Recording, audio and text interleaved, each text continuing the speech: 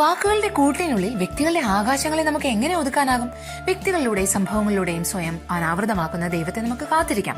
And being a woman is a terribly difficult trade since it consist principally of dealings with men.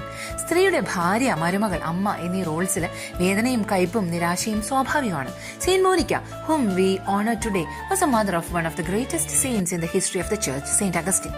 ആഫ്രിക്കക്കാരിയായ Monica ക്രിസ്തീയ കുടുംബത്തിലാണ് ജനിച്ചു വളർന്നതെങ്കിലും വിവാഹം ചെയ്ത ഒരു വിജാതീയനായിരുന്നു.